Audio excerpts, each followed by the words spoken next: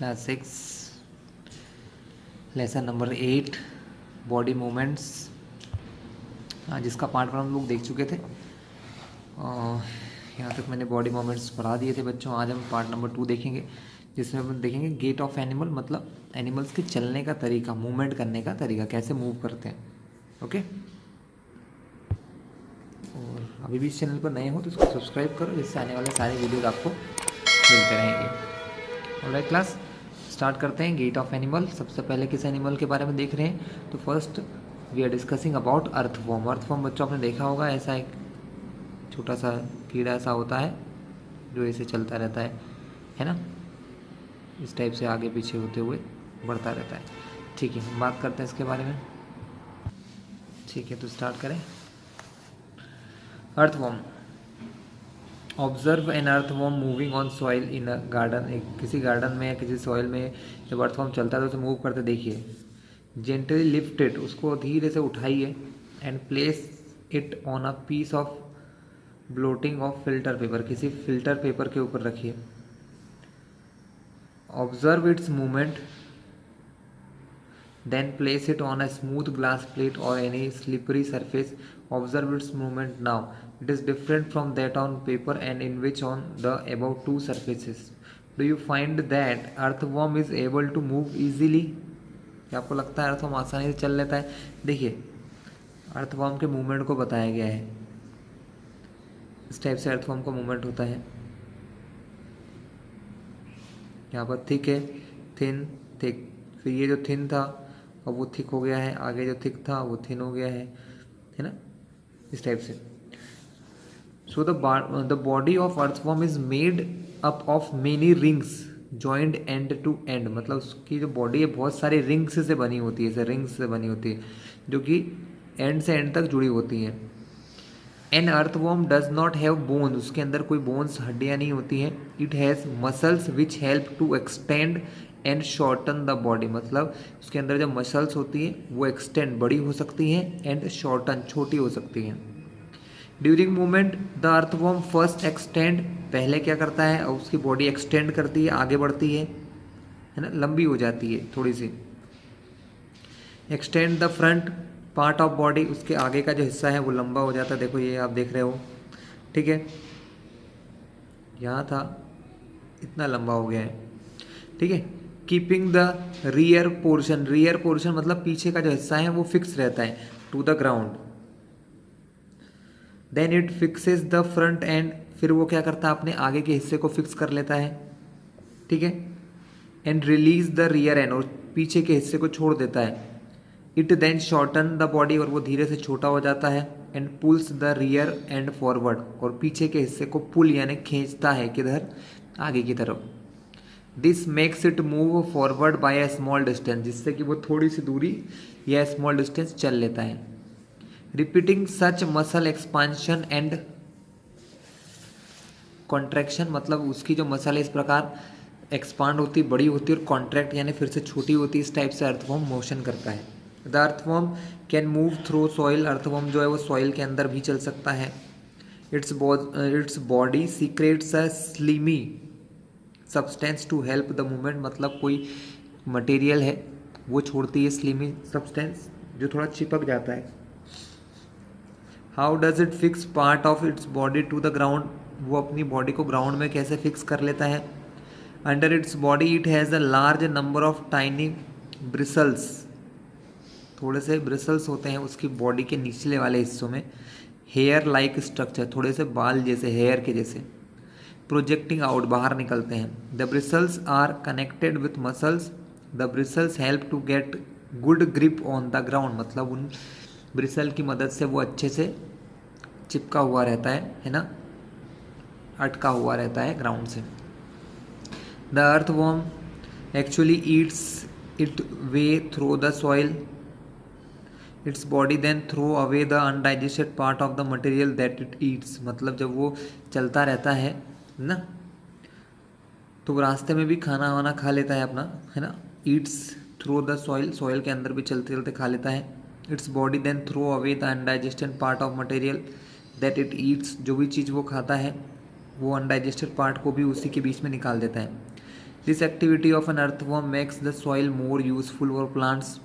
ये जो एक्टिविटी ये करता है अर्थवर्म, इससे क्या होता है, सॉइल के अंदर बहुत सारे छेद हो जाते हैं जिससे उसके अंदर एयर चली जाती है ना, और इससे सॉइल बहुत ही अच्छी हो सकती है, यूज़फुल हो सकती है प्लांट उगाने के लिए। नेक्स्ट बच्चों, स्नेल, आपने देखा ही होगा स्नेल को, इस टाइप का कीड़ा होता है, यहाँ पर एक गुंबद सा होता है। स्नेल के मूवमेंट के लिए देखते हैं। Observe a snail in your garden और in field. Have you seen the rounded structure it carries on its back. मतलब आपने देखा होगा कि इसके ऊपर एक राउंडेड स्ट्रक्चर रखा होता है ऊपर की तरफ, यहाँ पर ये है ना। This is called the shell, this is called the shell and it is the outer skeleton of snail. इसको शेल कहते हैं और ये इसकी बॉडी का, शेल की बॉडी का आउटर स्केलेटन होता है, बाहर का skeleton. But it is not made of bones, लेकिन वो बोन का नहीं बना होता है, हड्डियाँ नहीं होती उसमें। The shell is single unit and does not help in moving from place to place. ये जो शेल है इसको कोई हेल्प नहीं करता है मूवमेंट करने में। It has to be dragged along, वो उसके साथ साथ चलता रहता है। Place the snail on a glass plate and watch it when it starts moving. मतलब इसको किसी ग्लास की प्लेट के ऊपर रखिए और उसे चलते हुए देखिए। Carefully lift the glass plate along with the snail over your head. मतलब वो कांच की प्लेट को ऊपर उठाकर देखिए। Observe its movement from beneath, मतलब नीचे से, बेनिथ यानी नीचे से देखिए कि वो किस प्रकार चल रहा है। A thick structure and the head of the snail may come out of an opening in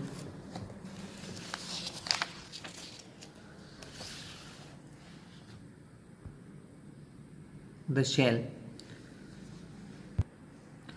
means shell में से उसका माउथ बाहर निकलता है बच्चों, और एक थिक स्ट्रक्चर, मतलब मोटा मोटा सा स्ट्रक्चर कुछ निकलता है। The thick structure is its feet, और वो जो थिक स्ट्रक्चर है वो उसके पैर होते हैं। मेड ऑफ स्ट्रॉन्ग मसल, जो कि बहुत मजबूत मसल के बने होते हैं। Now carefully tilt the glass plate, उस ग्लास की प्लेट को थोड़ा सा टिल्ट कीजिए।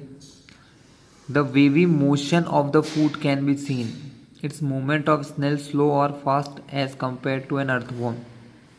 मतलब क्या बोला, वेवी मोशन, मतलब उसके जो फीट होते हैं, है ना, वो मोशन करते हैं, वेवी मोशन करते हैं, ठीक है। और आप उसको देख सकते हो आसानी से। क्या इसकी मोशन स्नेल की जो है वो फास्ट होती है या स्लो होती है अर्थवॉर्म से, देख के पता कीजिए बच्चों। कॉकरोच, नेक्स्ट होता है हमारा कॉकरोच। सो कॉकरोच देखे होगा बच्चों आपने घरों में, ये no one like it. Observe cockroach. Cockroaches walk and climb as well as fly in the air. मतलब कॉकरोचेस चल सकते हैं और क्लाइंब कर सकते हैं, मतलब ऊपर भी चढ़ सकते हैं, जैसे कि वो एयर में फ्लाई कर रहे हों। They have 3 pair of leg, उनके 3 पैर होते हैं। दीज हेल्प इन वॉकिंग, तीनों पैर उसको चलने में हेल्प करते हैं। The body is covered with a hard outer skeleton, उसके बॉडी के ऊपर एक थोड़ा सा हार्ड यानी कड़क पार्ट होता है। This outer skeleton is made up of number of plates join together and that permits movement. मतलब इस बाहर वाला जो स्ट्रक्चर, हार्ड स्ट्रक्चर है, इसके अंदर कुछ प्लेट्स होती हैं जो उसको मूवमेंट करने में हेल्प करती हैं।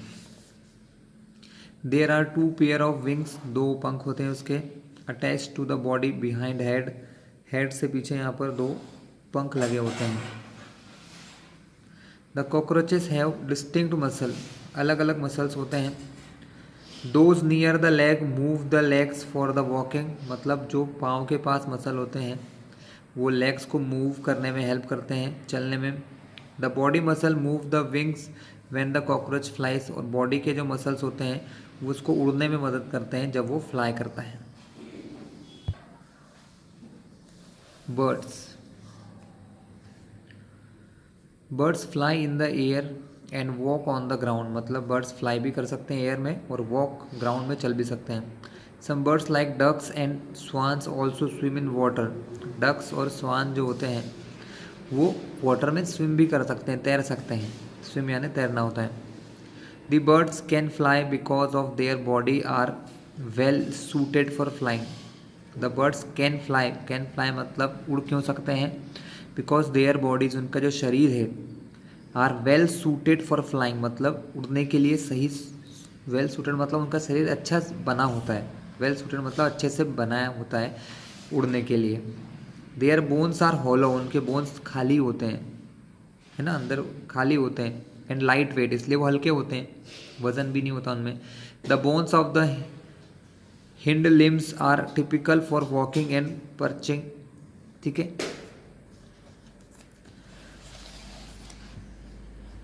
मतलब उनके जो बोन्स होते हैं वो लिम्स जैसे होते हैं, मतलब सॉरी, हिंड लिम्स के जो बोन्स होते हैं वो उनको चलने में, है ना, मोशन करने में हेल्प करते हैं।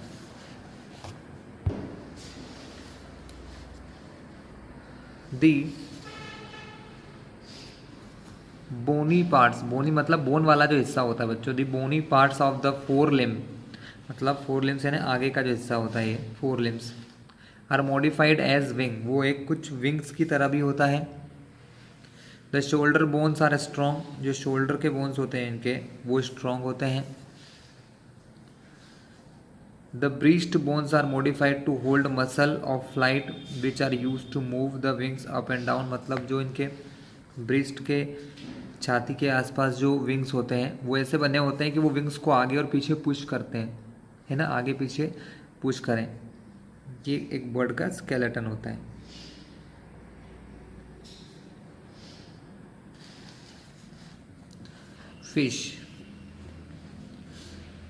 फिशेस में कैसे होता है? मेक अ पेपर बोट, एक पेपर की बोट बनाइए। Put it in water and push it with one narrow and Poynting forward, मतलब मीन्स ये है कि जो ये एक पीछे जो हिस्सा होता है इसको थोड़ा सा पुश कीजिए आगे। जो नैरो हिस्सा बनाते हैं ना, नाव आप लोगों ने बनाना सीखा ही होगा, यहाँ पर पुश कीजिए। Did it go into the water easily, क्या वो पानी के अंदर आसानी से चली जाती है? No. Now hold the boat sidewise and push it into the water from the broad side. Are you able to make the boat move in water when you push it from side wise? No.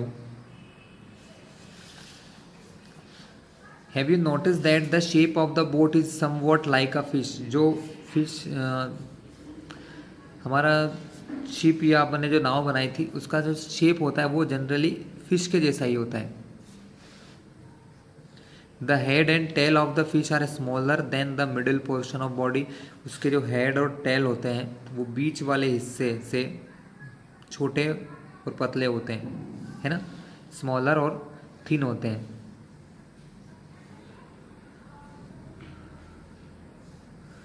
The body tapers at both ends, this body shape is called streamline, और उस type की जो body होती है ना इसको streamline body कहते हैं बच्चों। कैसी बॉडी कहते हैं? Streamlined. The shape is such that water can flow around it easily, shape ऐसा होता है कि वाटर उसके आसपास निकल सके। And allow the fish to move in water, और फिश को वाटर के अंदर मोशन करने दें। The skeleton of fish is covered with strong muscle, जो उसका स्केलेटन होता है, हड्डियों का जो ढांचा है स्केलेटन, उसके आसपास बहुत ही स्ट्रॉन्ग मसल्स होते हैं, मजबूत मसल्स होते हैं। During swimming muscles make the front part of the body curve, जब स्विमिंग करते हैं, जब वो पानी के अंदर तैरने लग जाती है, muscles make the front part of the body curve, उसे कर्व बना देता है, ऐसा गोल कर देता है to one side, and the tail part swings toward the opposite side, जो उसकी टेल या पूंछ होती है, देखिए, है ना, वो दूसरी तरफ ऐसे मुड़ जाती है ऐसे। एक पार्ट इधर कर्व हुआ और एक पार्ट इधर कर्व हुआ, ये पार्ट इधर कर्व हुआ तो उसका अपोजिट पार्ट इस तरफ कर्व हो जाता है। ठीक है। The fish forms a curve as shown in the figure 8.24। 8.24 में मैंने आपको दिखा दिया, इस टाइप के कर्व वो बनाते हैं। इसका एक पार्ट इस साइड कर्व बन रहा है मूव मोशन के लिए, तो अपोजिट साइड इस साइड पीछे अपोजिट डायरेक्शन में।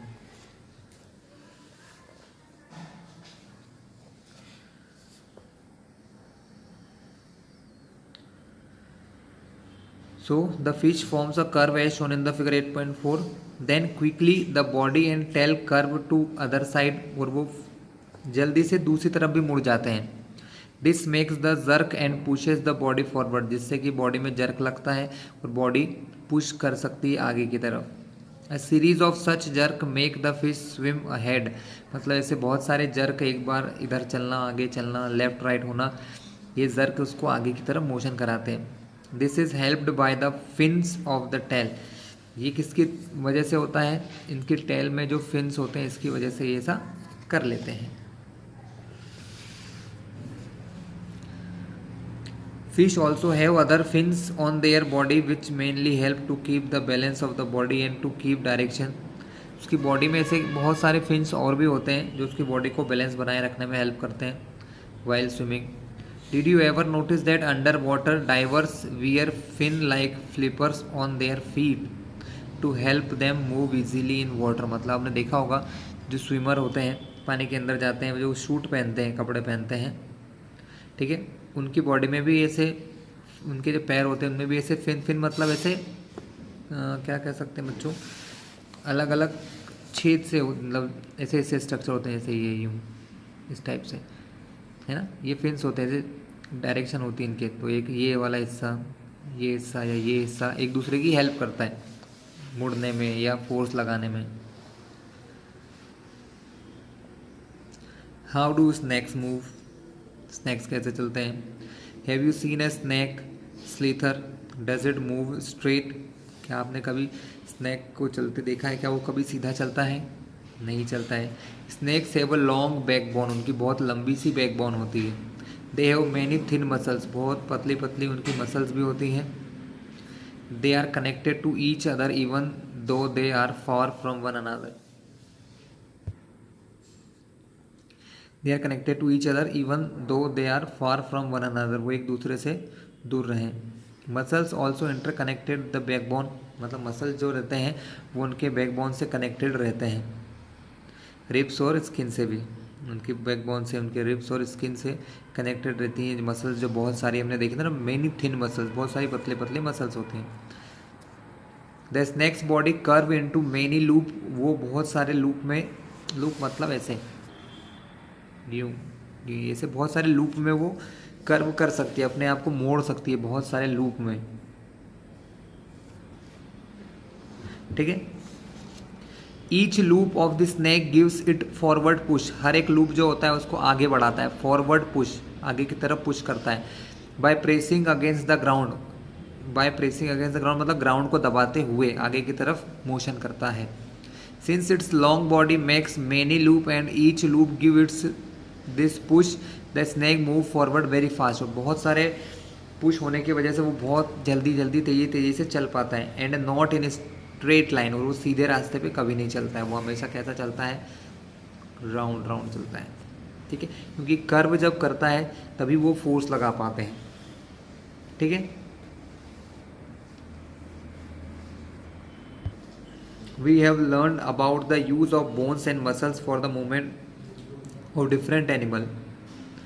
पहेली and Boojho have many questions in their sacks about the different movement in animals, so must you be having many unanswered question buzzing in your, आगे देखते हैं। तो क्या बोला है? वी हैव लर्न, हमने देखा कि बोन्स और मसल्स मूवमेंट में हेल्प कैसे करते हैं अलग अलग एनिमल को। पहली और भोजो हैव मैनी क्वेश्चन, उनको बहुत सारे क्वेश्चंस उनके दिमाग में आ रहे हैं about different movement in animals. So must you be having many unanswered question, आपके पास भी बहुत सारे अनआंसर्ड क्वेश्चन होंगे शायद,